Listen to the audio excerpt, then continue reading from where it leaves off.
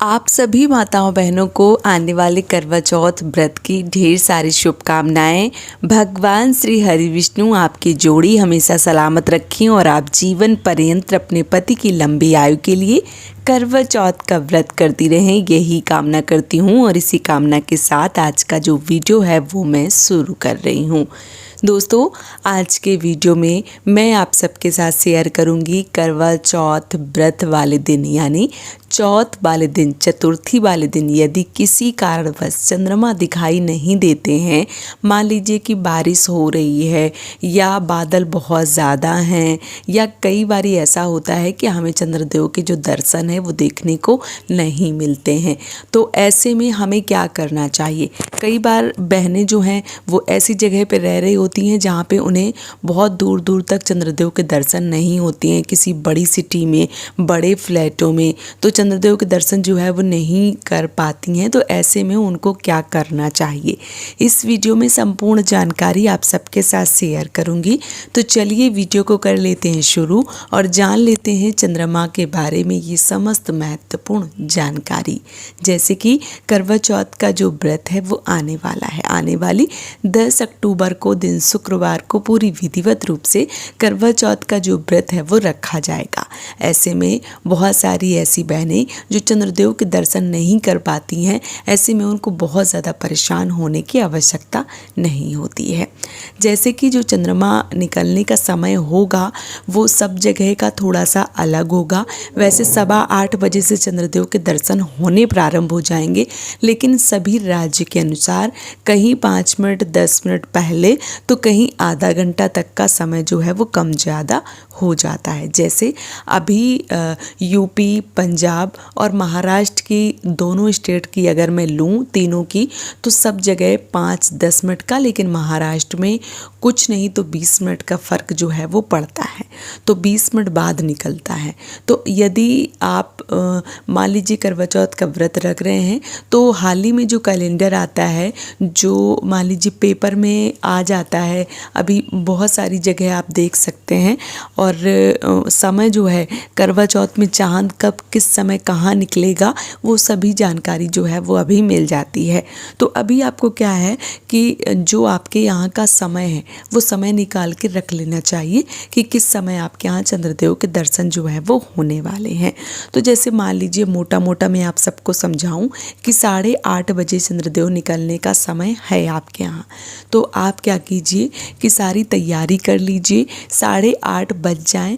और यदि आपके यहाँ चंद्रदेव के दर्शन नहीं हो पा रहे हैं, मान लीजिए कि मौसम ख़राब है या बारिश हो रही है या बादल हैं या आप कहीं ऐसी जगह रह रहे हैं जहाँ आपको चंद्रदेव के दर्शन नहीं हो पा रहे हैं, तो आपको बहुत ज़्यादा परेशान होने की आवश्यकता नहीं है। आपको क्या करना है कि आपको जैसे अभी क्या है कि वीडियो कॉल वगैरह से बहुत सारे जगह चंद्रदेव के दर्शन जो है वो किए जा सकते हैं। यदि आप बड़ी बड़ी सिटियों में हैं, यदि आप बाहर हैं, आपके यहाँ बारिश हो रही है, किसी कारणवश चंद्रदेव के दर्शन नहीं हो रहे हैं, तो कोई भी आपका जान पहचान वाला या कोई आपका रिश्तेदार, कोई आपकी बहन या सासू माँ, कोई भी हैं जो आपको दिखा सकती हैं, तो आप अभी वीडियो कॉल के माध्यम से भी चंद्रदेव के दर्शन कर सकती हैं, अर्घ इत्यादि दे सकती हैं। ठीक है। यदि ऐसा ना हो, मान लीजिए कि कहीं आप दूर दराज में रह रही हैं, फ़ोन इत्यादि जो है वो नहीं कर सकती हैं, या कई बार ऐसे लोग नहीं होते हैं कि आपको पूजा पाठ जो है वो करवाएं। अगर कहीं से ऐसी व्यवस्था बनती है कि कोई आपको चंद्रदेव के दर्शन करवा देता है, तो आप इस प्रकार से चंद्रदेव के दर्शन जो है वो कर सकती हैं। लेकिन यदि ऐसा करना संभव नहीं है तो आपको क्या करना है कि आप देखिए अभी महादेव जो हैं उनके भी सिर पे चंद्रदेव जो है वो विराजमान रहती हैं। तो यदि आपके पास महादेव भगवान की, भोलेनाथ की कोई भी ऐसी तस्वीर है जहाँ भी चंद्रदेव जो हैं वो दिख रहे हैं आपको, तो आप उनमें भी अर्घ जो है वो देकर पूजा पाठ कर सकती हैं। यदि ऐसी कोई फ़ोटो या तस्वीर नहीं है आपके पास, तो आपको क्या करना है कि एक कोई भी कैलेंडर जो है वो लगा लेना है, जिसमें जो चंद्रदेव हैं वो दिख रहे हों, तो आप उनकी भी विधिवत रूप से पूजन अर्चन जो है वो कर सकती हैं। यदि ऐसी भी व्यवस्था नहीं है तो आपको बहुत ज़्यादा परेशान नहीं होना है। आपको अपने ही फ़ोन में चंद्रदेव निकालने हैं और एक जगह ऐसे सुनिश्चित कर लीजिए कि कहीं ऊंचाई पे रख दीजिए, स्टूल वगैरह पे, कुर्सी वगैरह पे।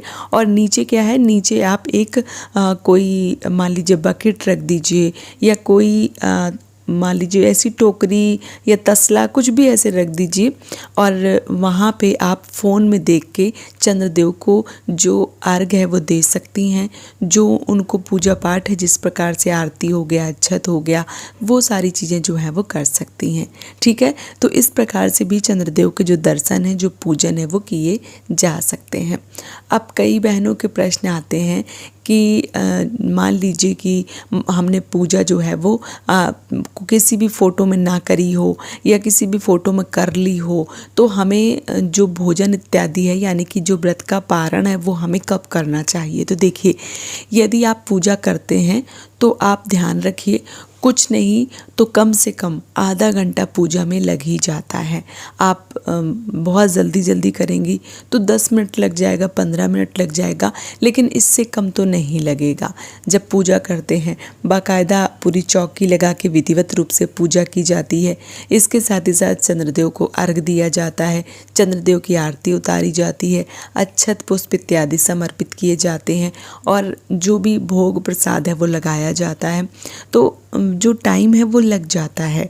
तो ऐसे में आपको क्या करना है कि ऐसे में आपको कम से कम चांद निकलने के 15 मिनट बाद व्रत का पारण करना चाहिए। तुरंत नहीं कि आपने देख लिया कि 8:30 बजे हमारे यहाँ का टाइम है तो बस 8:30 बजे हमने भोजन कर लिया। ऐसी गलती बिल्कुल भी आपको नहीं करनी है। आपको पूरा टाइम जो है वो देखना है, और उसके 10-15 मिनट बाद जो भी व्रत का पारण इत्यादि है वो आप कर सकती हैं।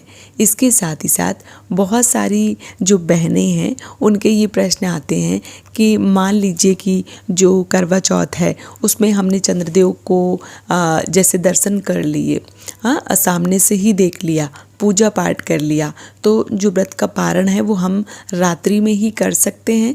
तो हाँ, बिल्कुल, जिस समय चंद्रदेव के दर्शन हो जाते हैं, अर्घ इत्यादि दे देते हैं, फिर आप अपने पति का पूजन कर लेती हैं और उसके बाद आप भोजन इत्यादि जो है वो कर सकती हैं। कोई दिक्कत नहीं होता है। इस व्रत में सिर्फ चंद्रदेव के निकलने तक ही इंतजार किया जाता है, उसके बाद भोजन इत्यादि जो है वो कर सकते हैं, पानी इत्यादि जो है वो पी सकते हैं। तो यदि आपके मन में ऐसा संशय था, बादल या बारिश या ऐसी असुविधाएं थी कि मान लीजिए कि आप चंद्रदेव के दर्शन जो है वो नहीं कर पा रही थी किसी भी कारणवश, तो इस वीडियो को देखकर आपको संपूर्ण जानकारी मिल गई होगी। यदि वीडियो पसंद आया है तो चैनल को सब्सक्राइब करना बिल्कुल भी ना भूलें। वीडियो को लाइक कीजिए, नीचे कमेंट बॉक्स में जय करवा माता जरूर लिखिए। आज का ये वीडियो मैं यहीं पे समाप्त करूँगी। बहुत जल्दी मिलूँगी एक और नए वीडियो के साथ में। तब तक के लिए जय माता दी दोस्तों।